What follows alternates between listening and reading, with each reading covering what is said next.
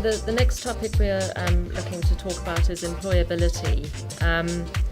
So if I can just sort of open the floor and talk a little bit around Brighton as a town in itself. Brighton is actually one of the largest cities outside of London for startup businesses. That was one of the reasons why Entrepreneurial Spark chose to open a hatchery down here in Brighton.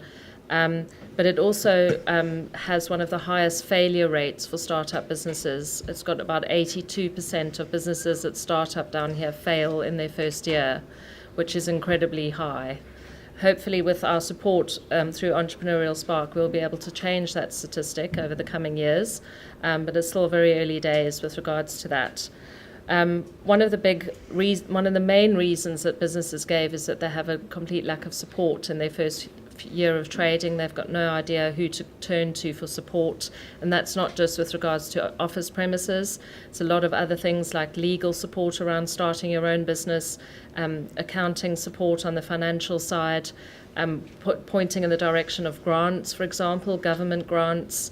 That's a complete minefield, and I think a lot of people really struggle with that. A lot of our entrepreneurs that we work with say it's just so confusing, they don't know where to go. So there's a lot of help that all the people around this table can give in that regard, and I know a lot of you within the audience as well.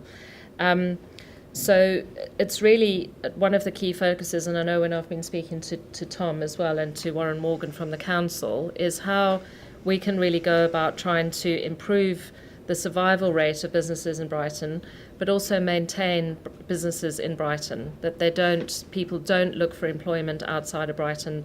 So Crawley, Gatwick obviously is a big centre for the Gatwick Diamond. There's a lot of big organisations up there. And then obviously London is a big draw for people.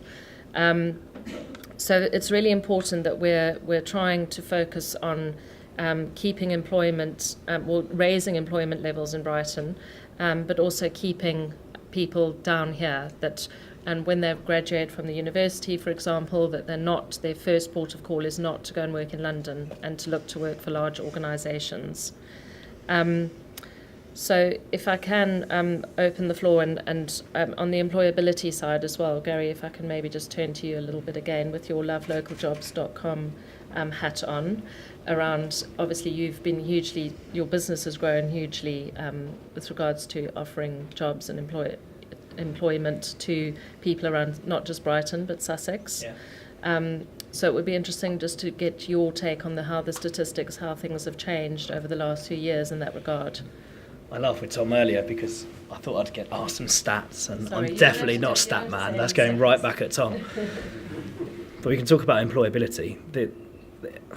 It's a minefield, right now, because if you ask a typical business what they think they're missing from young people, it's the softer non-cognitive skills, which is partly true, and it must be true because over 70% of businesses that we speak to are saying that that's the problem. But I argue that point with, I wonder if they're preparing for interview and preparation for hiring someone properly and using that as an excuse. Because from what I understand, I'm clearly just a spring chicken. I went over 40 in November, so I'm an old man now, but not much has changed over the last 30 years, apart from the market that we work within and the environment that we work within. So there is a gap, I don't know that you can teach common sense, but that's one thing that employers are looking for. That's a gift, and often comes with the experience of falling over and getting up again and again and again. So the things that employers seem to be missing are confidence, can-do attitude, a professional attitude, preparation for work, those hardcore business traits, which schools can do better at preparing young people for, but there is a gap there. And that again comes down to the educational system, in that they're not necessarily encouraged to do that. But many schools are doing it and tackling it on their own, as opposed to the point that they have to. When it comes to business failures in Brighton, a large number of those, I feel, are setting up businesses around a lifestyle as opposed to a need within the market. Where else would you want to live in the country? Brighton has it all. So it would appear very easy to come down here and just set up a business in doing what everyone else does, but you're better than them because. But You know, when you're ringing the phone and you're trying to generate business, you realise that there's not a need, and maybe the price structure that you had in mind isn't right. Unless it's got free attached to it, you've had it. You equally need to have a genuine passion for the business that you're in. And that seems to be lacking from a number of the business startups that I see fail. I wonder if they really do love the market they're in and what they want to do. And also, just one final point on that, Brighton is a reasonable sized city. You know, I think we're approaching 300,000 people in the area. There's about 8 million people in London who will take our business. There's quite a lot more across Europe, and there's quite a lot more across the world. But a lot of the businesses that I come across in Brighton just tend to keep it within a 20-mile radius. And there's a big old world out there. Yeah, right. So they're just some thoughts that I wrote down as you were saying it. Oh, that's great, thank you. Yeah, so rather than thinking bigger picture and international, they've just focused very much on Brighton. Yeah. So not even London or the wider UK, it's more just Brighton. Can I just add to that in terms of where we are as a city? So I sort of worry actually less about the death rate of businesses. I think the Kauffman Foundation in America, which is an entrepreneurship foundation, did some major research on this a few years ago in the US context, and one of the insights that they had was for any kind of city area is that actually the really important thing to focus on is the startup to scale up businesses, as opposed to trying to generate lots and lots of startups. So a big challenge for a city like this, where 95% of firms employ less than 9 people in the city, and whilst at the same time it's fantastic that the Chancellor is saying in 2020 all cities will be able to retain 100% of the business rates, but at the same time has said a lot of small and micro firms are exempt from paying the business rates. You can see from a city ecosystem point of view, yes, we want to encourage businesses, particularly successful scale-up businesses, because they are, if you like, the big business or the bigger businesses of the future that will pay business rates and contribute to a tax base in the city, as opposed to lots and lots of bedroom businesses. They're fantastic. People have those ideas, but they're not employing people.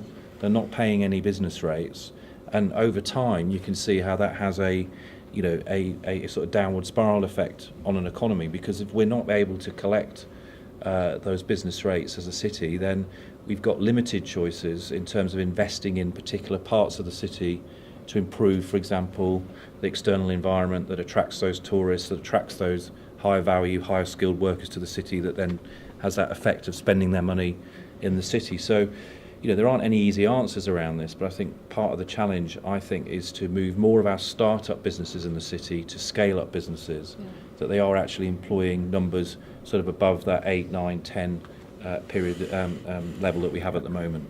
Yeah, and that. Sorry. Yeah, and then I'll go to Gayle after. I agree entirely with Tom there on the scale-up point. A lot of businesses get to whatever the turnover band is, $1 million, $1.5 million, and then they face the challenges around, can they get the right people with the right skills? Have they got the right knowledge about themselves in terms of what they need to go to the next level? Have they got the right people around them, the right advice? And it's not just about finance. Often people say it's about access to capital. That sometimes is part of the challenge, but I think it's about those other things as well.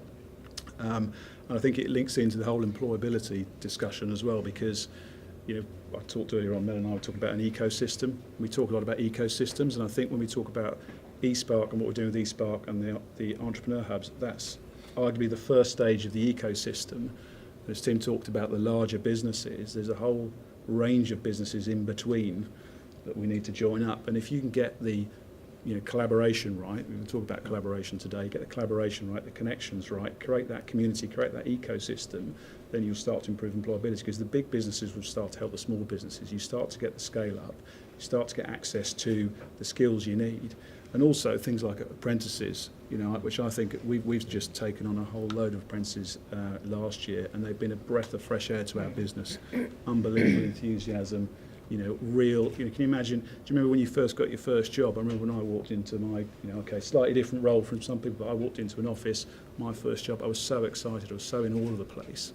And these apprentices coming out 16, 18 from school, and they are a breath of fresh air for our business, they're energising it. And I think we need to give those people more opportunities. Small businesses can't do it, you haven't got enough scale necessary to do it, but actually you link with the big businesses, then you start to learn from that, you start to connect, and the big businesses will help to drive employment, I think, as well. So that ecosystem is really important.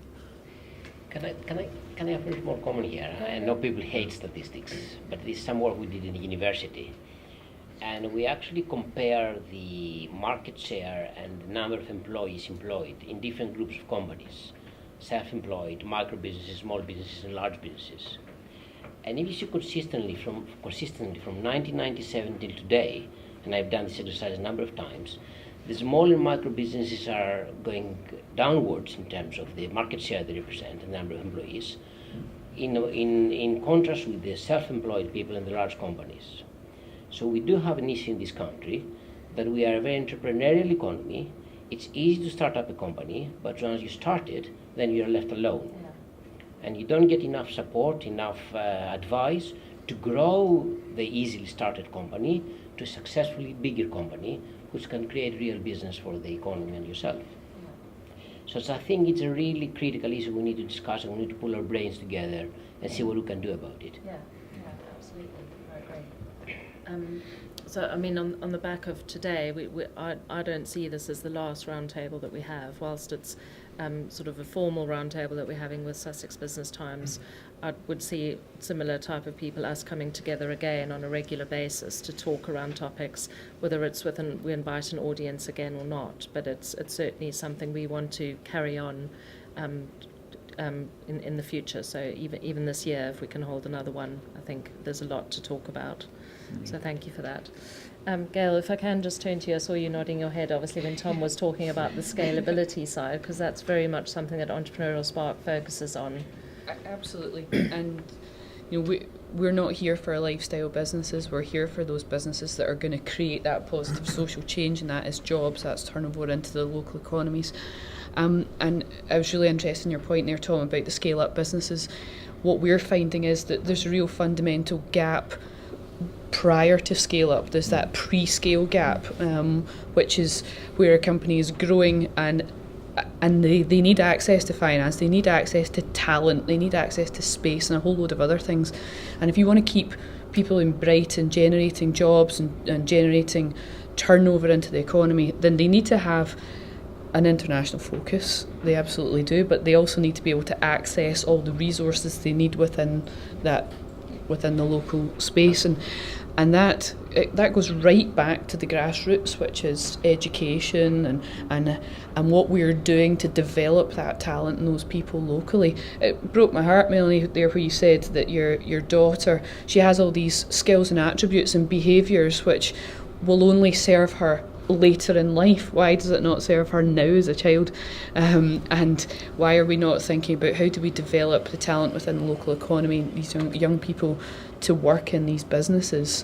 Why are we only educating them to pass exams and go to universities outside of it? And we should be working, I think, touching on the collaboration point, at Entrepreneurial Spark, we're now working really, really closely with the university, which is phenomenally adding value to our entrepreneurs here, but hopefully equipping those students with some of the employability skills and attributes that they will need when they step out of university, not just into a large corporate or PLC, but into perhaps a start-up or a pre-scale or a scale-up in Brighton.